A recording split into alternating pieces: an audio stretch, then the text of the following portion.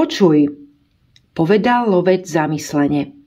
Ak to skutočne existuje a ľudia sa naučia vytvárať tieto polia. Ak je to naozaj tak, potom ľudia ešte nemôžu dostať také vedomosti. Starý muž sa na chvíľku zastavil a pokračoval, ako by potreboval opraviť predchádzajúcu vetu. Ľudia sa nenaučia generovať tieto polia a ovládať ich. Nemôžu, kým nedosiahnu určitú úroveň rozvoja. Nikdy sa nikomu žijúcemu na tejto planéte vedomosti tejto úrovne, vedomosti ovplyvňujúce existenciu zložitých systémov, počnúc ľudským prostredím, neodhalia, kým si väčšina ľudí neuvedomí a neuvidí samých seba, teda svoje miesto v architektúre vesmíru. A to už prečo? Svetoslav nemohol odolať prerušeniu. Koniec koncov, ak poviete ľuďom všetko, sprostredkujte im vedomosti o štruktúre sveta. A potom ďalšie vedomosti, o ktorých teraz hovoríte. Nie, myslíš si zle, prerušil ho starý muž. Ako dlho ti trvalo nielen to, že si mi porozumel, ale aby si aj pochopil, čo ti hovorím. Starec položil poľovníkovi otázku a bez toho, aby čakal na odpoveď, pokračoval. Ani tej malej časti o usporiadaní sveta, o ktorej som ti povedal, ľudia neuveria. Zašli príliš ďaleko na druhú stranu. Evolučným spôsobom nebude možné vrátiť sa späť. Musí sa zmeniť skrátka príliš veľa. A toto je už revolúcia. Nemyslím triedny boj. Starý muž sa nad svojimi slovami pousmial. Hovorím o niečom inom. Existujú mechanizmy, ktoré korigujú vývoj inteligentnej reality jav.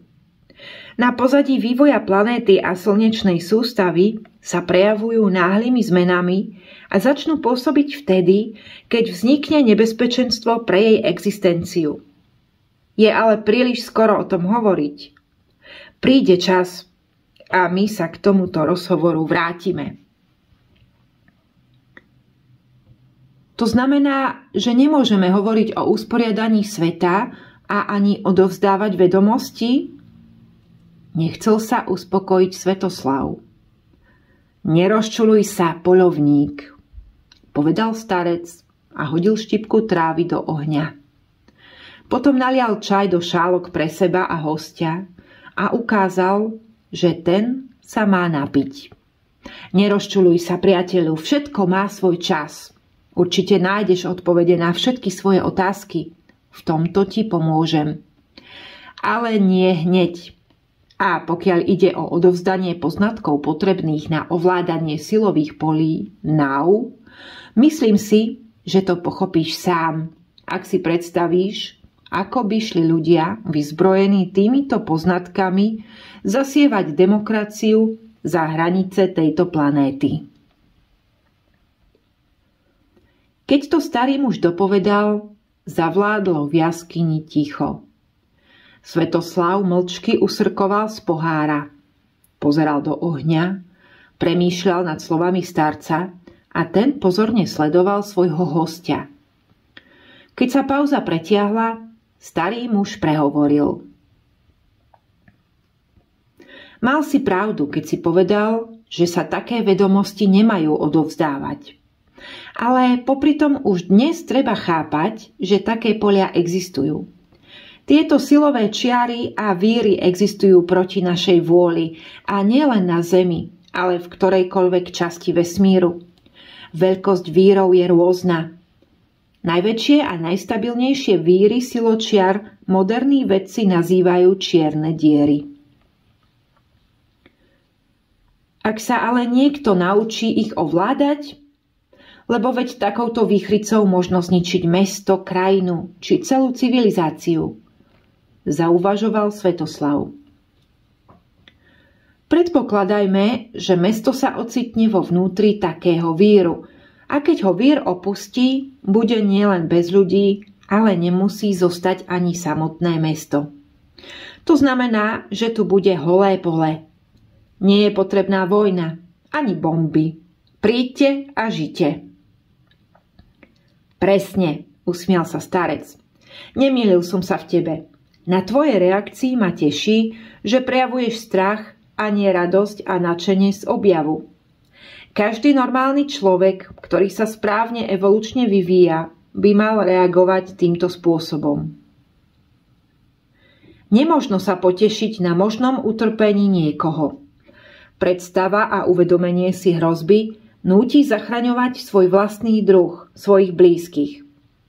Iba tí, ktorí ešte evolučne nedozreli, sa môžu pri hľadaní vlastného prospechu radovať zo zničenia svojho vlastného druhu. Bohužiaľ, nie každý, kto kráča po dvoch nohách v ľudskom tele, je človek v plnom zmysle slova. Zjednodušené chápanie evolúcie, alebo skôr jej zásadne nesprávne chápanie, zbavuje ľudí vedomostí o zmysle ich života na tejto planéte.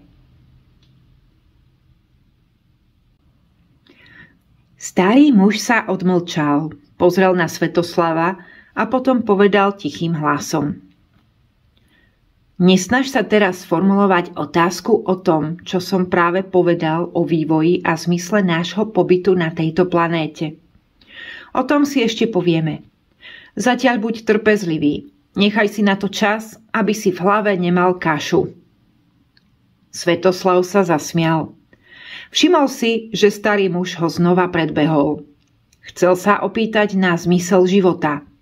A preto s pohoršením urazeného študenta povedal. No dobre teda, postupne. Hovoril si o trvaní procesov alebo o rýchlosti? Nie rýchlosť. Rýchlosť je parameter toho práve vymysleného času. V skutočnosti je len porovnávacou hodnotou, ktorá posudzuje rôzne procesy v ich vzájomnom vzťahu alebo vo vzťahu k určitému objektu. Rýchlosť? Intenzita? Nerozumiem, aký je v tom rozdiel. Rozdiel je vo vnímaní. Vysvetlím, odpovedal starec. Keď budeš uvažovať v intenciách rýchlosti, vydáš sa nesprávnou cestou.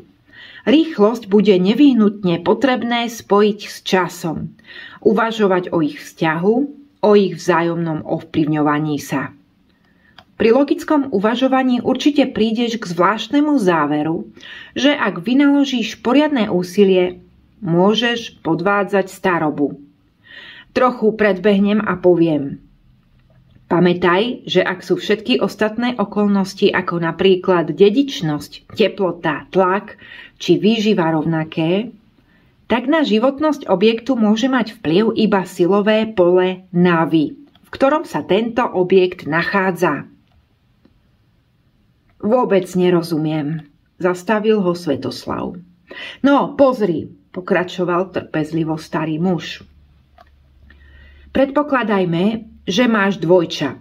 Máte rovnaké počiatočné fyzické údaje. Spoločne rastiete, jete, pijete, spíte a podobne. Rovnakým spôsobom. Žijete do vysokého veku v jednom dome. A keď príde čas, opustíte tento svet s malým časovým rozdielom. Ak sú splnené všetky tieto podmienky, malo by to tak byť. Ale v súčasnosti existuje taký pohľad na realitu okolo nás, že ak je jedno z dvojčiat, nazvime ho X, vložené do rakety a pošleme ho lietať rýchlosťou svetla, potom by jeho životné procesy v tele mali z nejakých dôvodov prebiehať inou rýchlosťou. Mali by sa spomaliť v porovnaní s jeho bratom, ktorý zostal na Zemi. A to nie je pravda.